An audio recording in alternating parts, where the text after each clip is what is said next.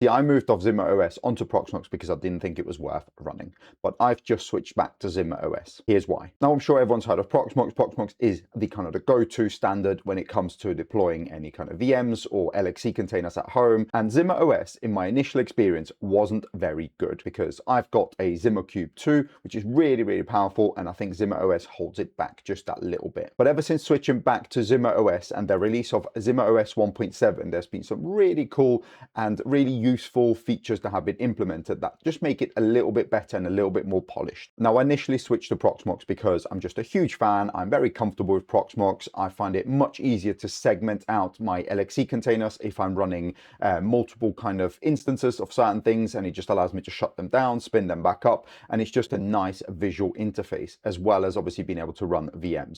Now, if you're not familiar with ZimaOS, ZimaOS is the operating system on top of all the Zima board platforms that they have. They've got Zima board, Zima Blade. So let me show you around quickly how I've got it configured and some of the things you can do. Now, taking a look through the settings, it's very straightforward. There's not really that much that you can change. It is kind of aimed at a beginner-friendly level. And to be honest with you, I'm kind of a bit bored of messing around with Proxmox and all that type of stuff. And I end up just using something as simple as ZimaOS just because I find it much easier. It's literally you click next, next, next. It gives you the recommended options, and then you're basically off to the races and you've got an working Homelab. Now, from a visual standpoint, I really, really like ZimaOS. It's really simple, it's really intuitive, it's really straightforward, and you get kind of everything that you need to see all at a glance. So under network, for example, I can see my networking ports, I can see my Thunderbolt ports if I wanted to use those for direct Thunderbolt connections. And what's really cool is you can enable remote access through the Zima client. So you get an app on your phone, so you can upload your pictures, that type of stuff, drop any files. So almost like your own Dropbox. And that's kind of where the power is of running your own Homelab, I guess. Now, I don't tend to use that as much because I use Tailscale. For me, it's just much easier to use Tailscale VPN to remote in and make changes. But if you don't have it configured, remote access through the Zima client is absolutely perfect. But the apps is really where the strong point lies. And the apps have their own dedicated app store, so you don't have to go hunting around and install things kind of not really knowing what you're doing. And 1.7 has kind of improved upon all the previous configurations. So if we take a look at the App Store, they've redesigned it completely and it gives you a ton of apps. Honestly, there's so many apps. And what's super cool is if you are just starting out with Zima, if you are just getting comfortable with Homelabs and you don't really understand Docker yet, this is why it's perfect, because all of the apps are pretty much pre-configured for you. So for example, AdGuard Home, really popular ad blocking DNS that you can run on your home network. Literally all I need to do is click install and that's it, it's done. It's just gonna go ahead and install. It's gonna set up the correct ports. It's gonna set everything up for me. So there we go, it's literally just installed it as I was talking to you. All I need to do is click open and there we go, we are already in the interface. But what they've also done is they've created brand new categories on the site. So if we take a look on the categories, we've got Discover. And what you get is you get OpenClaw, which is a really popular kind of AI agent. Ollama, if you wanted to run that. Immich is a super cool Google Photos replacement. You can run things like the Hermes agent, which I personally run on a separate machine. There's just so many features.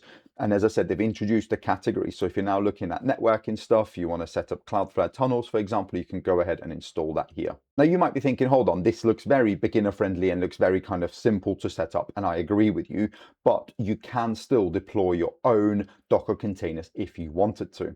So all you need to do is click on the plus and then you can click on install custom app. If you wanted to, you can upload the YAML file. So if you've got a Docker Compose file that's ready that you redeploy, or you had AI create you a Docker Compose file because you don't fully understand it, you can literally just copy and paste it in here and it will go ahead and deploy that for you.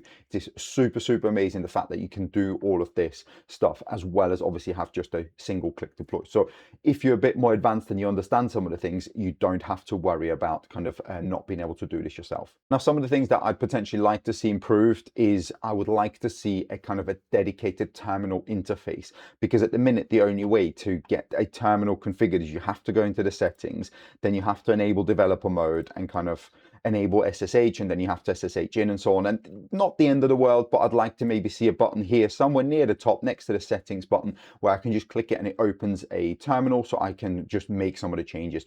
Because one of the problems that I had was I was switching from my previous NAS over to here and I needed to wipe my drives, I needed to kind of set them all up, and I couldn't do it without having to SSH in. But then you have to, as I said, enable it and set all of this stuff up. If you don't know what you're doing, it can be a bit more difficult.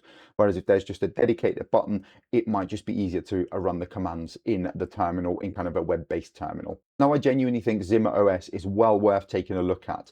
Is it top of the list? Probably not if you are experienced, but if you're brand new to it, it is by far the easiest operating system to set up. You do not need a ZimaCube or ZimaBlade or anything like that set up. You literally can just install it on your own hardware. It's literally just an image file that you create a pen drive for, and then you're off to the races. Now, I'll have all of that obviously linked down below, and let me know what you think of ZimaOS. Do you think ZimaOS is worth it? Have you used it? Have you tried it? Let me know what other ones that you've also been using, because I'm always curious as to exploring other operating systems, new features, new ways of doing things. And for me, for now, as I said, it is absolutely brilliant, but I want to hear from you what you think to this and how you think ZimaOS could be improved if you've used it in the past yourself.